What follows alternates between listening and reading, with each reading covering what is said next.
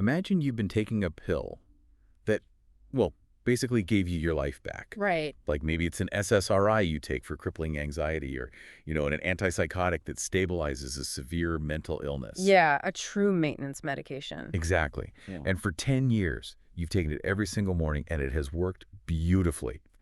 But suddenly, right around the time you turn 45, it's like you're swallowing a breath mint. Oh, wow. Yeah. I mean, your anxiety is back, the room is spinning, your mood is just completely erratic, and your doctor swears absolutely nothing is wrong. Which is so frustrating. Right. You haven't changed your dose, you haven't changed your routine, but the medication is just failing you.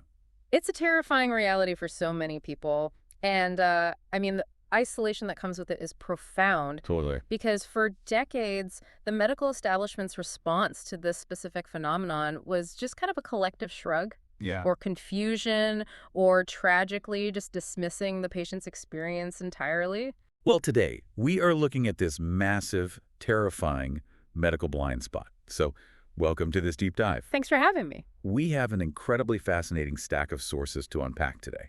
I mean, ranging from the Royal College of Psychiatrists' newly published clinical guidelines to clinical trial data out of King's College London, all the way down to some cutting-edge neurobiology research on the actual chemical architecture of the female brain. Yeah, it's a remarkably comprehensive set of data. And what's unique here is that we are finally seeing psychiatry, endocrinology, and neurology actually talking to each other. Right, getting out of their silos. Exactly, to paint a complete picture of a very specific physiological crisis. And our mission for this deep dive is to answer one crucial question, which is, why do maintenance psychiatric medications suddenly feel less effective or just completely ineffective during perimenopause? It's the million-dollar question. To help synthesize this mountain of data, I have our resident expert here. So let's just jump right in, because before we can figure out why the medication breaks down, I feel like we have to understand the environment it was designed to operate in. Right? Oh, absolutely. We need to look at the baseline neurochemistry of a female brain before perimenopause even begins. That is the essential starting point. Because culturally, and well, even medically for a long time, we've shoved estrogen and progesterone into a very narrow box. Like just reproductive hormones. Right. We labeled them strictly as reproductive. We thought their only jobs were managing the menstrual cycle and sustaining pregnancy. Yeah.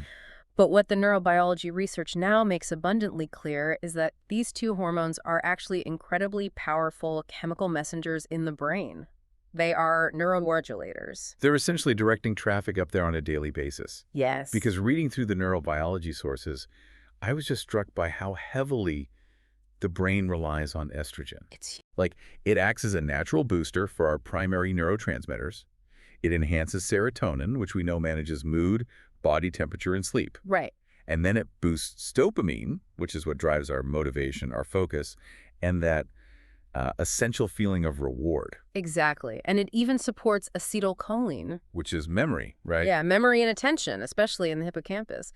So estrogen is actively maintaining the health and the structural efficiency of all those neural circuits. Okay, so that's estrogen. Right.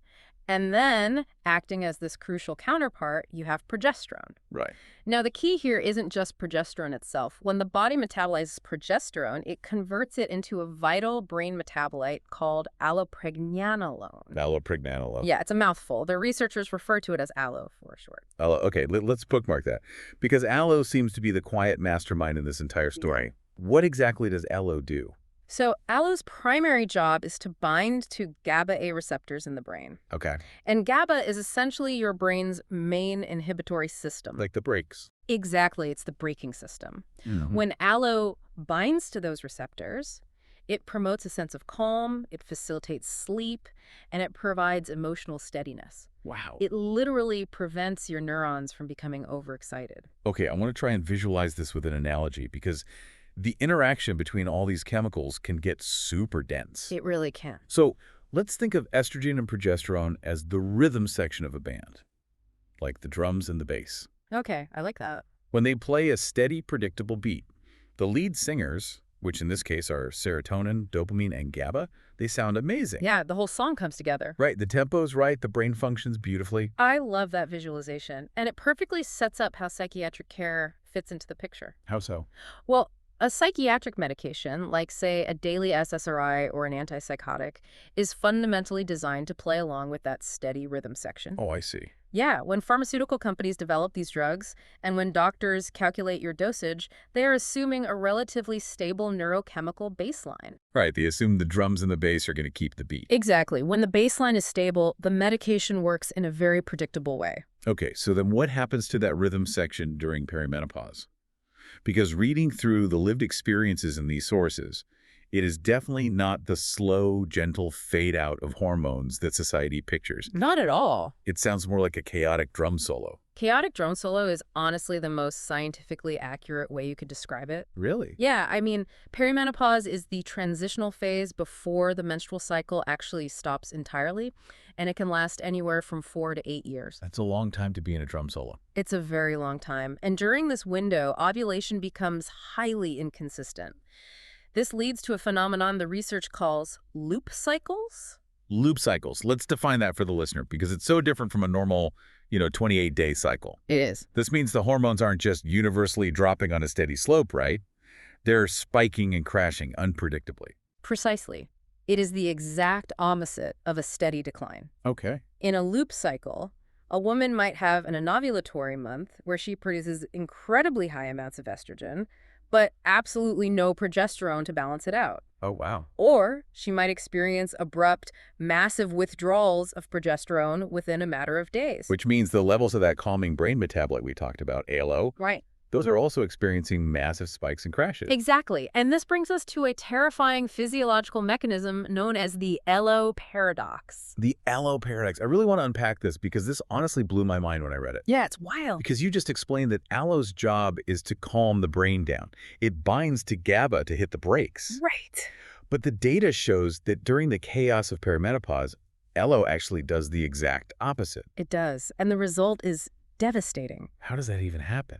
Well, in a hormone-sensitive brain, these rapid, erratic changes in allo levels actually destabilize the GABA receptors instead of calming them. Wait, destabilize? Yeah, rather than soothing the nervous system, this rapid rise and fall becomes deeply activating. So it's hitting the gas instead of the brake. Exactly. This paradoxical effect triggers acute anxiety, panic attacks, uncharacteristic rage, or severe depression. It's actually the exact same underlying mechanism that drives PMDD or premenstrual dysphoric disorder. Right. But in this case, it's sustained over a much longer, far more unpredictable timeline. Just think about the human toll of that. It's enormous. I mean, you're sitting in your living room, completely unprovoked, and you are suddenly hit with a wave of intense rage toward your partner or your kids. Yeah. Or you feel this suffocating panic attack coming on, and you have no idea why. Your brain's calming system has essentially short-circuited because the hormone is fluctuating too fast. And the clinical outcomes of this short-circuiting are just staggering. What does the data show? Well, the sources cite the SWAN study, which stands for the Study of Women's Health Across the Nation. It's a massive, landmark 13-year cohort study. And the SWAN data reveals that the odds of experiencing depressive symptoms increase 1.5 to 2-fold during perimenopause. Twofold. That is massive. And it goes way beyond depression, doesn't it? Far beyond it. According to the Royal College of Psychiatrists' new position statement, perimenopausal women are more than twice as likely to develop bipolar disorder. Wait, really? Twice as likely? Yes. Furthermore, for women who already have a diagnosis of bipolar disorder or schizophrenia, perimenopause represents a period of extreme clinical danger for relapse. Oh, my God. And historically, psychiatry just hasn't recognized the hormonal trigger at all. Okay, I need to stop you there because this is the exact moment where so many women get completely stuck in the medical system. Yep, the bottleneck. Let's walk through the standard scenario. A woman goes to her doctor feeling like she's losing her mind, right? Her psychiatric meds aren't working. She's having panic attacks. Right. The doctor runs a standard hormone blood panel. A week later, the results come back, and the doctor says, "Great news. Your hormone levels are totally normal. You're too young for menopause." And she's just sitting there feeling completely dismissed. Exactly. How on earth is that possible if her brain is in a chemical crisis? This highlights a massive diagnostic failure in modern medicine. Tell me about it. Standard lab tests measure the absolute amount of a hormone in the blood at one specific frozen second in time. Right, it's just a snapshot. Exactly. But as we just established, the brain isn't reacting to the absolute amount. The brain is reacting to the velocity of the fluctuation. Okay, to bring back our band metaphor, Yes, please. it's like looking at a piece of sheet music and telling the band, look, the tempo averages out to a totally normal 120 beats per minute. The math is fine, Right. but you're completely ignoring the fact that the drummer is randomly alternating between playing a hyperactive blast beat and literally falling asleep at the kit. Yeah. The average doesn't matter if the rhythm is so erratic that the light singers can't follow it. The song is still ruined. That is a brilliant way to frame it. The velocity of the change is what causes the destruction, and standard lab panels completely miss this brain-level sensitivity. Because it's just looking at the average. Exactly. And to make matters worse, allo isn't even routinely measured in these standard blood draws. So it's not. And even if a doctor ordered it, allo fluctuates so rapidly that a single blood draw wouldn't capture the instability anyway. Wow. This specific diagnostic gap is why so many women are medically dismissed.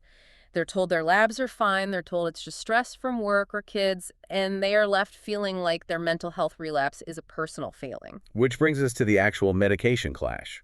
We've established that the brain's baseline is swinging wildly.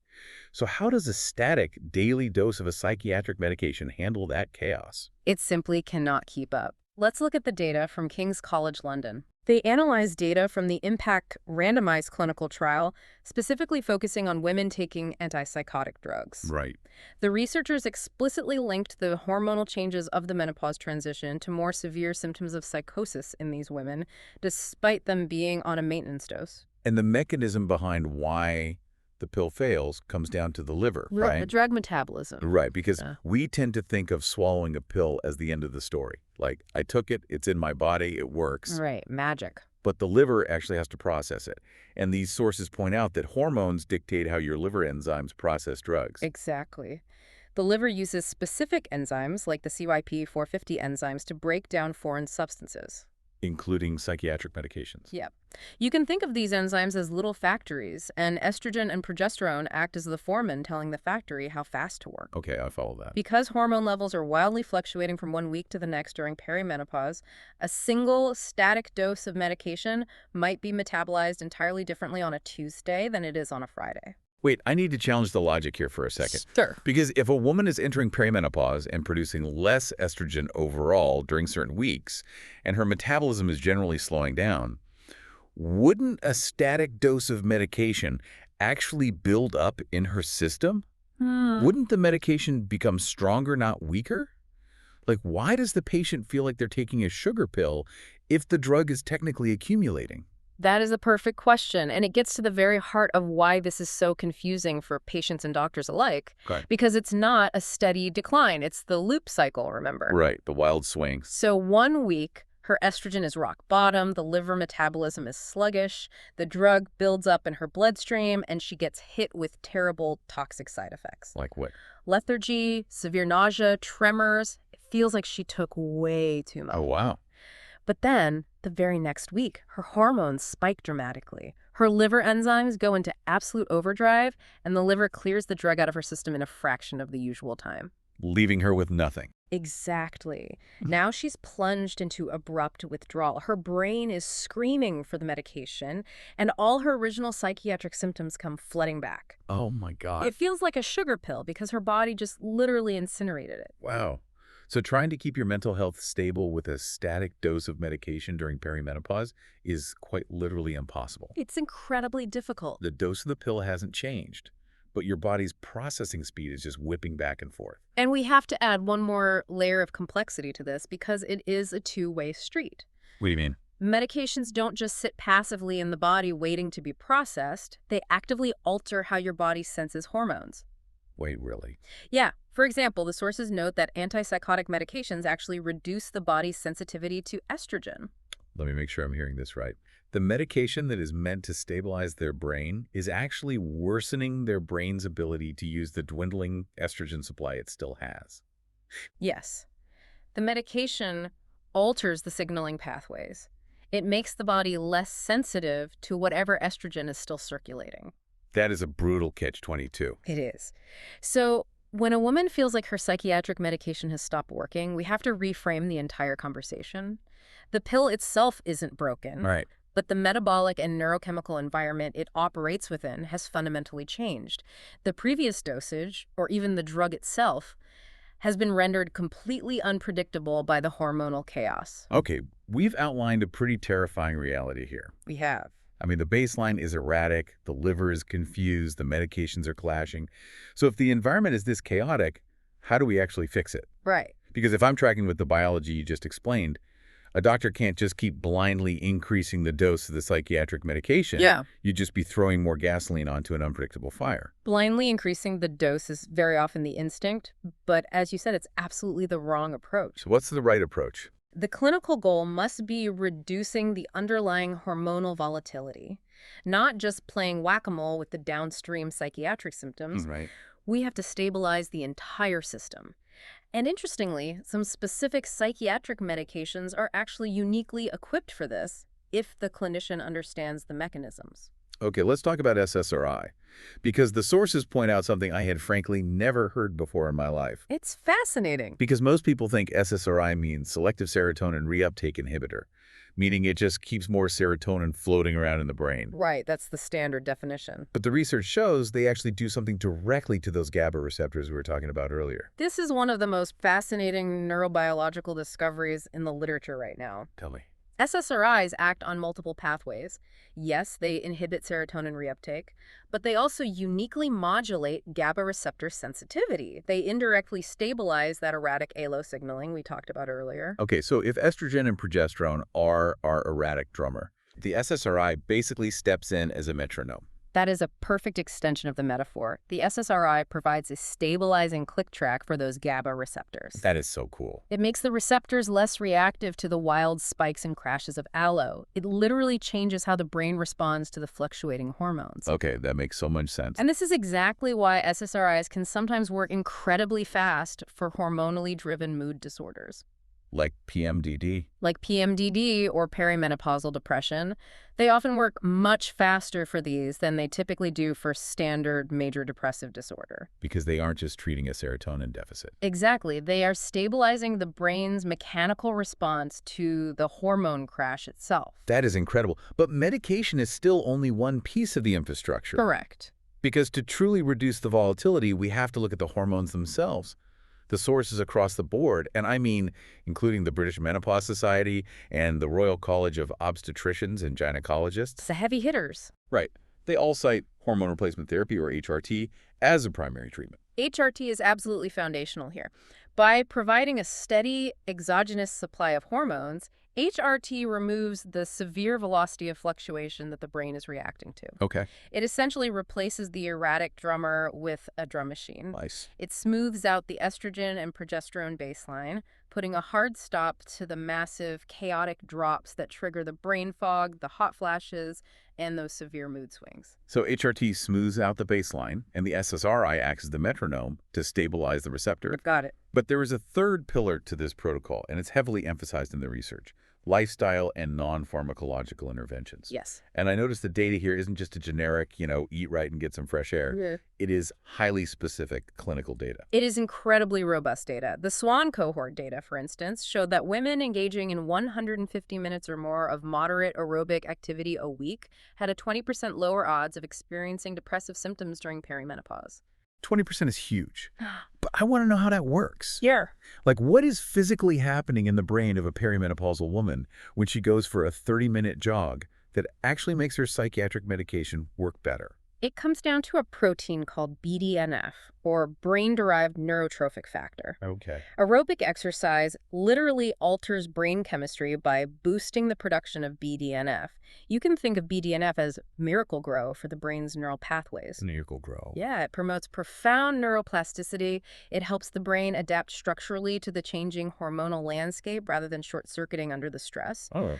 And as a bonus, it also naturally boosts baseline serotonin and dopamine. The miracle grow for the brain. I love that. And the sources also heavily highlight cognitive behavioral therapy, or CBT. Yes, the data on CBT is remarkable here. Studies show that targeted CBT can reduce depression scores by 40% in menopausal women. 40%, just from therapy. Yes, and importantly, those benefits are sustained long term. CBT actually helps regulate the autonomic nervous system. How? It teaches the brain how to de-escalate the panic response, and it reframes the psychological distress caused by the physiological changes. Okay, let's pull all of this together to make sure the full picture is crystal clear. Good idea. To treat this phenomenon of medication failure, the solution isn't just one magic pill. You need a highly coordinated, multi-pronged approach. Exactly. You use HRT to smooth out the hormonal roller coaster, stopping the wild spikes and crashes of the loop cycles. Right. Then, the right psychiatric medication, like an SSRI, acts as the metronome, making the brain's GABA receptors less sensitive to whatever turbulence is left. Yes. And finally, you utilize aerobic exercise to build neuroplasticity with BDNF and CBT to regulate the nervous system. You've captured the absolute core message of the Royal College of Psychiatrists' new guidelines perfectly. Awesome. You cannot treat the brain and the reproductive system as if they reside in two entirely separate bodies. Right. They are deeply chemically intertwined. Treating this crisis requires a complete paradigm shift. We have to combine acute psychiatric care with hormone-informed women's health care. Which is exactly why they are currently calling for mandatory teaching of menopause in all psychiatric training programs. It's about time. Because doctors have to bridge this gap so patients don't fall through it. Absolutely. As we wrap up this deep dive, I want to speak directly to you, the listener. If you or someone you love is in their 40s or early 50s and finding that a mental health medication that once saved their life is suddenly failing. Yeah. If the ground has shifted and the pills feel like sugar, please hear this. What you are experiencing is a real, biological, measurable phenomenon. It is not a sudden relapse caused by a lack of willpower. It is certainly not a personal failing. No. It is driven by erratic ELA levels short-circuiting your brain's calming system. It is driven by wild hormonal swings, changing how your liver enzymes metabolize your drugs. Your brain is reacting to a very real chemical crisis. Yeah. But armed with this knowledge, you now know that it is highly treatable. It is. You just need a medical team and a treatment plan that respects the powerful connection between your hormones and your mind. And as we close, it leaves us with a rather profound question to consider. What's that? If our brains are this incredibly sensitive to the invisible, fluctuating metabolites of our reproductive hormones, like allo dictating whether our GABA receptors offer us peace or panic, what other unseen chemical rhythms in our bodies are quietly dictating how we feel, how we think, and how we interact with the world every single day?